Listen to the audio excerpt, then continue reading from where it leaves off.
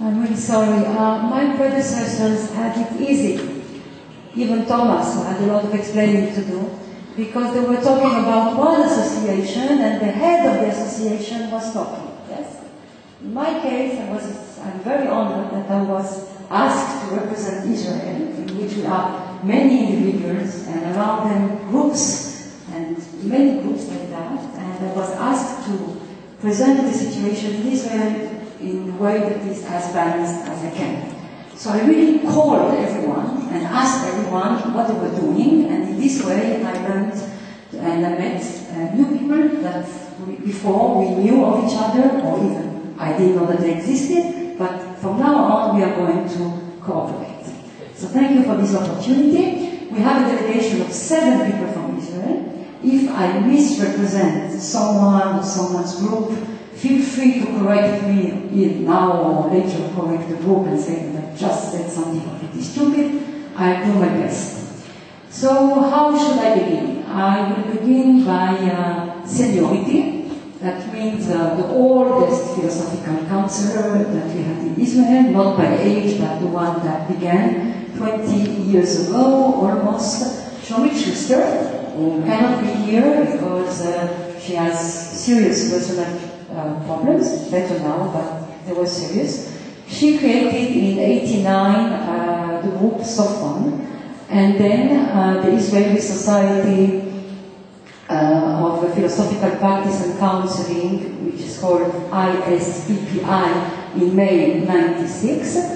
This group existed today, there are members, there's email listings. She also has, since 1990, a philosophical first aid line by phone. You can call 24 hours a day and ask, what is Kant's ethical imperative? I have to know it now. I don't want to joke about it, I just mean that really this is a philanthropic work that she's doing. People can call and have first aid in philosophy.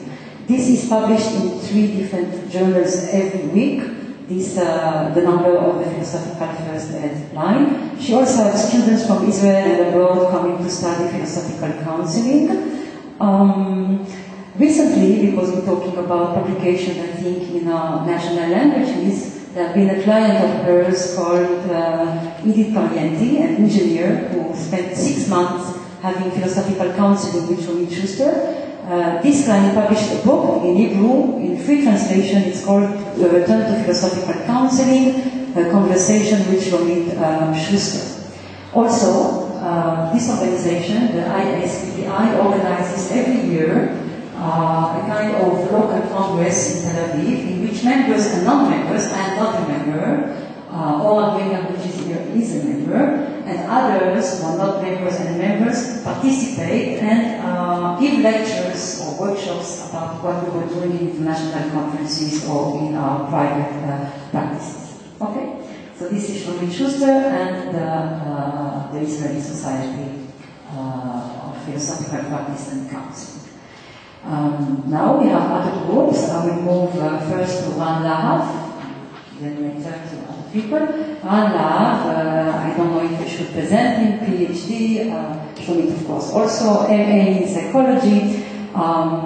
In the last years he spends in Israel 1 semester, the rest of the time he is in the States. And since 1993 he teaches philosophical counseling at the University of Haifa.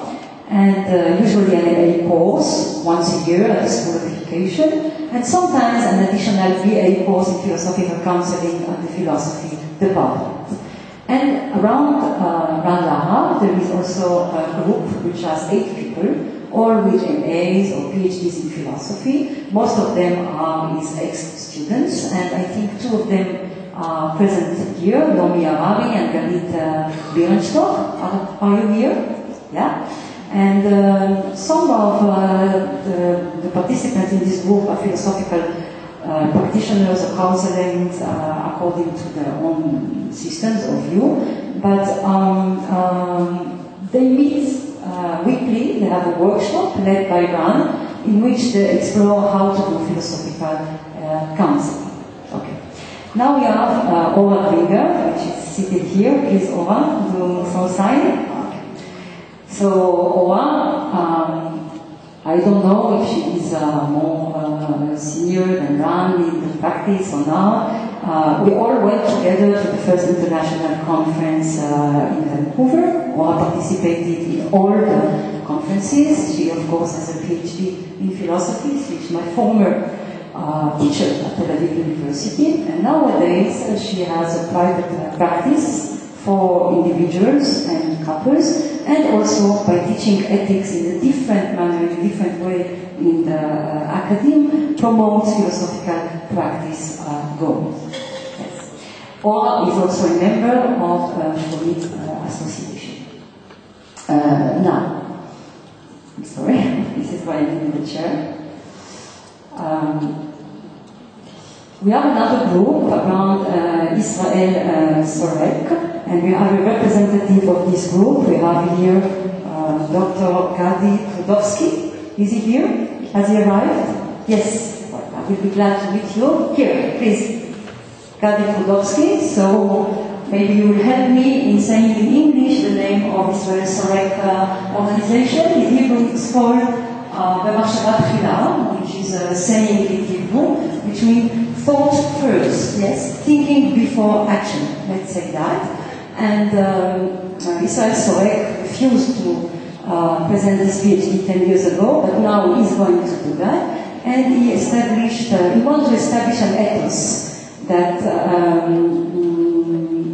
promotes the idea that philosophical thought will be part of the routine of individuals, groups, organizations, and society. They do philosophical symposia or banquets for 2 days. They read philosophical books with directors of high schools. They talk of death or other philosophical terms with medical and therapeutic teams. They're doing marathons for business people. They have a social and ethical agenda. I'm sure that Gadi Trudowski, PhD, one of the creators of the College of Hebraic Culture, Alma in Tel Aviv, and a former member of the army or something like that, would be happy to tell you more about that. So, I'm sorry, I'm hurrying as much as I can. We have another group, Eli Eilon, PhD also, who is present here. Eli, where are you? Yes, Eli. Well, Eli has some kind of family relationship with Ran, but this is a quiz, I won't tell which. You will have to discover. Maybe at the end of the conference they'll say, maybe not. So, I want to say that all the people that we're talking about have PhDs and extensive experience in academic teaching. Yes, so I won't tell Eli Eilon experience in academic teaching. I just will say that he has a PhD in philosophy and MBA and a BA in musicology. And today, Eli Eilon is the founder and director of the Philo-Harmony Institute for Strategic Philosophical Counseling. So, based on the broad philosophical strategic perspective, Philo-Harmony supports organizations in the creation of an optimal vision and in the derivation of workable means towards strategic realization. Philo-Harmony also seeks to contribute to the field of philosophical counseling in theory and in practice, leading an interdisciplinary team of experts in the field of musicology, psychology, philosophy, and music therapy. Eilon's current research focuses on the use of music as a preverbal stage within the conceptual process of philosophical counseling. We will have a workshop or a lecture about that. Finally, a few words about myself, if you will allow me. So I'm also a veteran, I think, before the Vancouver conference 15 years ago. Aside my work as an academic philosopher, I also opened a private practice for individuals, couples, families, groups, organizations. Because I was teaching very early business ethics at the university, I also began working with organizations. I am also a volunteer in TI Israel, which is Transparency International Israel, that tries to promote transparency and ethical behavior in organizations and businesses. Recently, I've moved to more areas than counseling to organizations and private individuals, etc. I've moved to, for example, lawyers come